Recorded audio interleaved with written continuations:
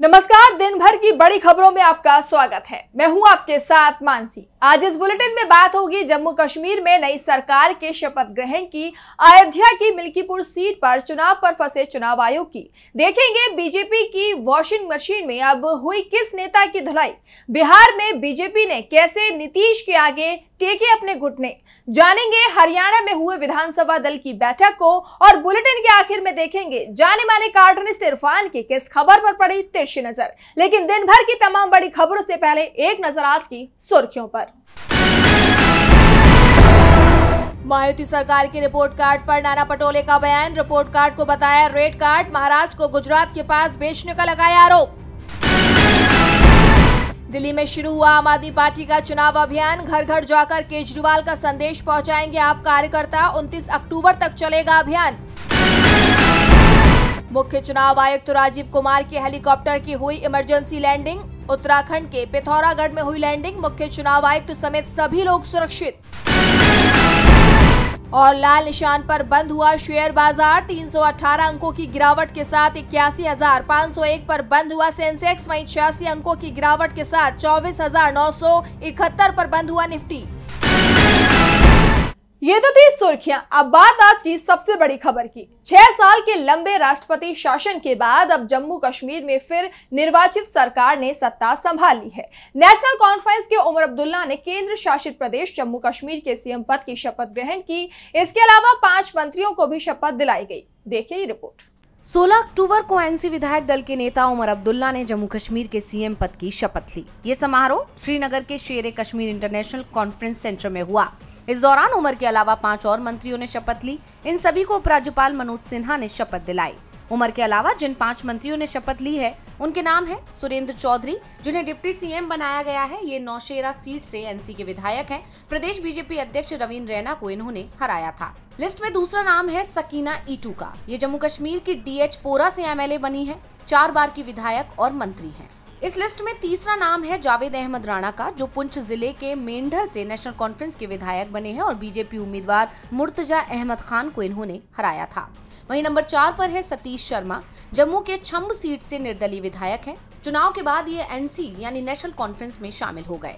और 5वां नाम है जावेद डार का, जो रफियाबाद सीट से विधायक चुनकर आए हैं और 9,000 से ज्यादा वोटों से जीते हैं। बता दें कि उमर अब्दुल्ला दूसरी बार जम्मू कश्मीर के सीएम बने हैं, लेकिन केंद्र शासित प्रदेश बनने के बाद उमर जम्मू कश्मीर के पहले सीएम हैं। इस मौके पर नेता प्रतिपक्ष राहुल गांधी, सपा प्रमुख अखिलेश यादव, प्रियंका गांधी, संजय सिंह, सुप्रिया सुले सहित इंडिया गठबंधन के तमाम नेता मौजूद रहे। इस दौरान गठबंधन में शामिल कांग्रेस ने नेशनल कॉन्फ्रेंस को बाहर से समर्थन देने का फैसला किया है। साथ ही कांग्रेस ने ये भी कहा है कि जम्मू कश्मीर को पूर्ण राज्य का दर्जा दिलवाने की उनकी ये लड़ाई लगातार जारी है।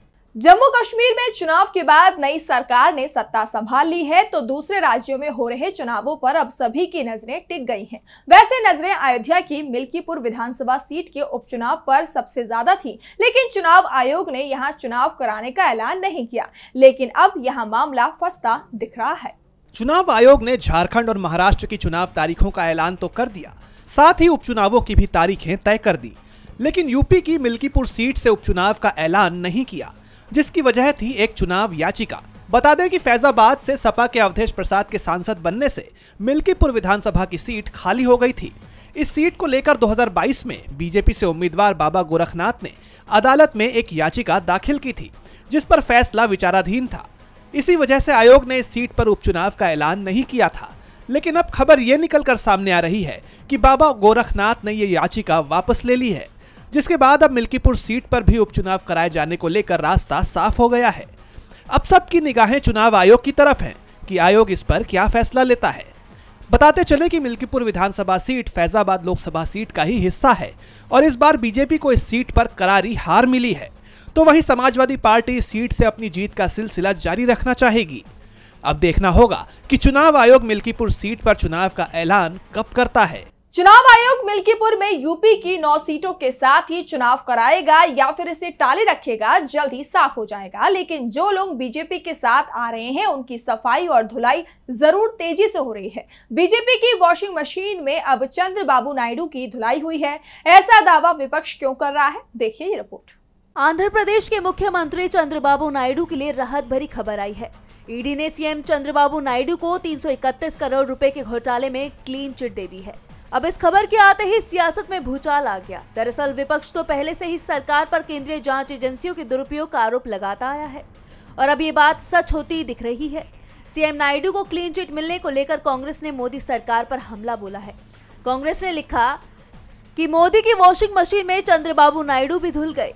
ईडी ने नायडू को एक घोटाले में क्लीन चिट दे दी है। ये स्किल डेवलपमेंट कॉर्पोरेशन से जुड़ा घोटाला है। इसमें नायडू जेल भी गए थे। अब मोदी ने अपने मित्र नायडू को पाक साफ घोषित करवा दिया है। ये है भ्रष्टाचार के लिए जीरो टॉलरेंस। कांग्रेस नेता सुरेंद्र राजपूत ने भी बीजेपी पर सवाल उठाए। सुरेंद्र राजपूत ने कहा कि बीजेपी का टूल किट हो गया है क्या ईडी।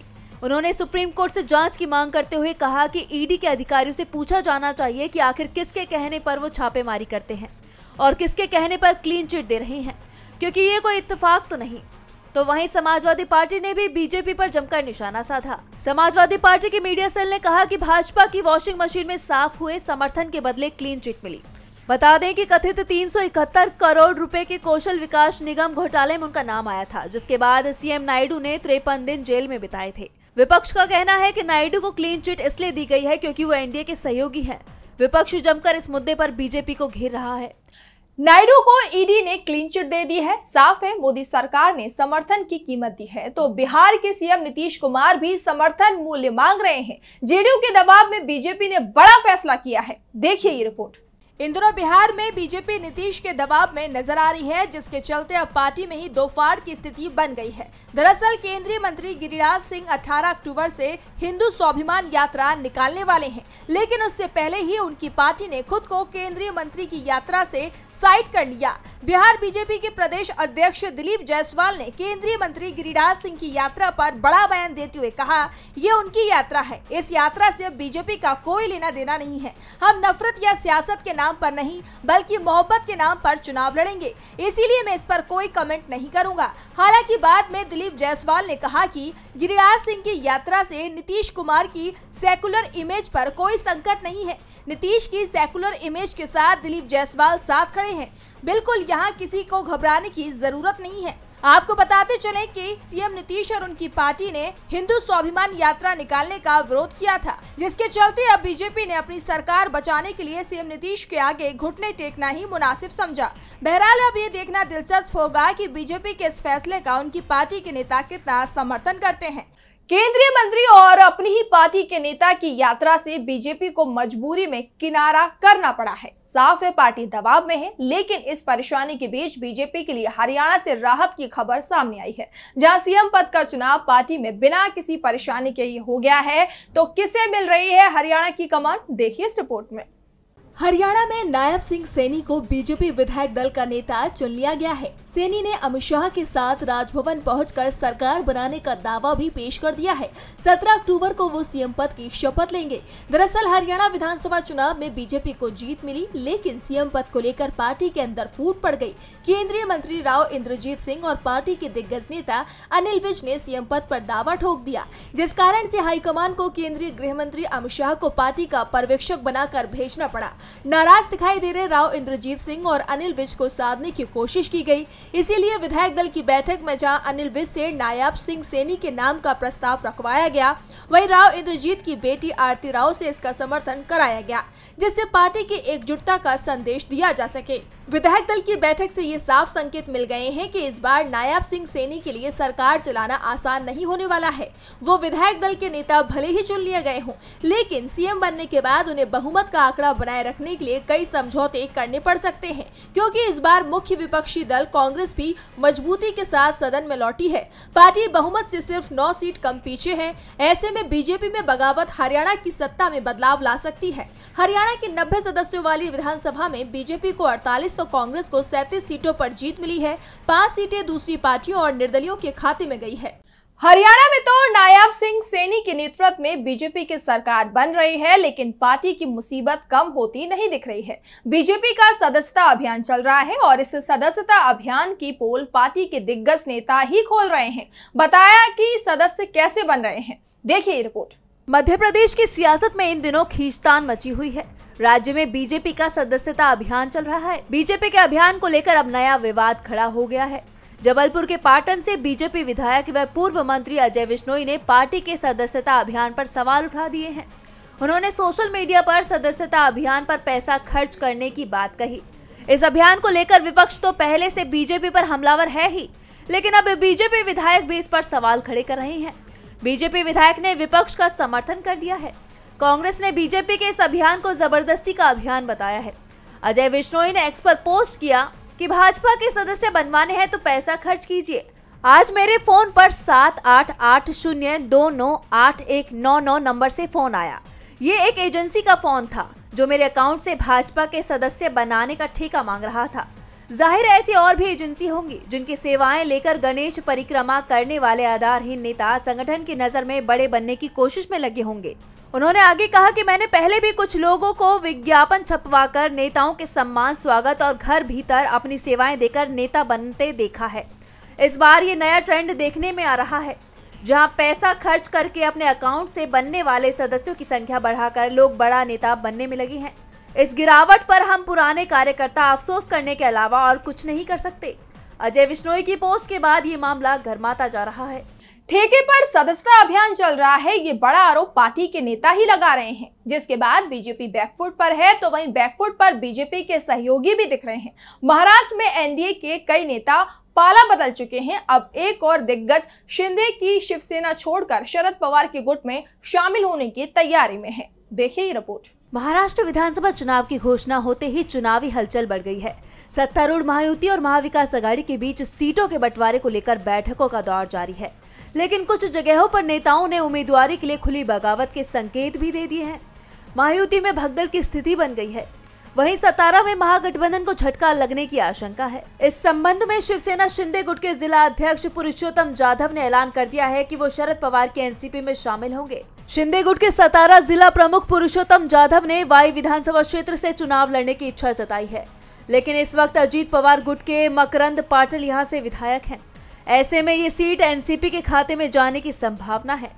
कहा यह जा रहा है कि अब पुरुषोत्तम जाधव शरद पवार की पार्टी से चुनाव लड़ सकते हैं। पुरुषोत्तम जाधव ने कहा कि हमने पूरे निर्वाचन क्षेत्र में जनसंवाद यात्रा निकाली। इस समय देखा गया है कि वर्तमान विधायक को लेकर लोगों में नाराजगी है। ऐसी भावना है कि उन्हें सारे पद अपने पास ही रखने चाहिए, इसलिए अब उन्हें भारी विरोध का सामना करना पड़ रहा है।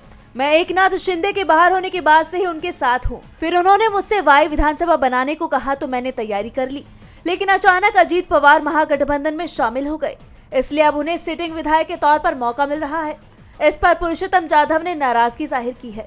पुरुषोत्तम जाधव ने संकेत दिया है कि वो नेशनलिस्ट पार्टी से विधानसभा चुनाव लड़ेंगे। ऐसे में महायुति कमजोर पड़ती दिखाई दे रही है।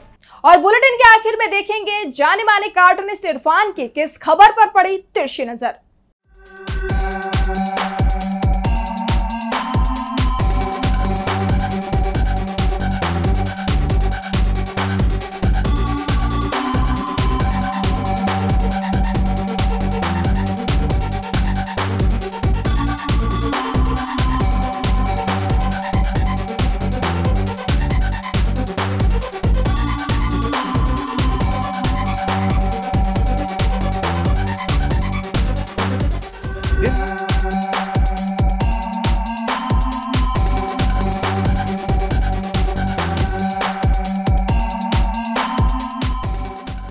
आज उमर अब्दुल्ला ने कश्मीर के नए मुख्यमंत्री के रूप में शपथ ले ली।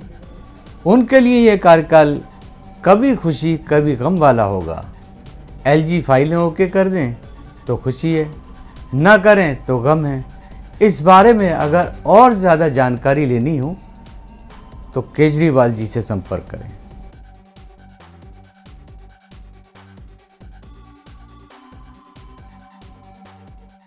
बहुत बहुत शुक्रिया इरफान जी। तो आज इस बुलेटिन में इतना ही। आप देखते रहिए डीबी लाइव। नमस्कार।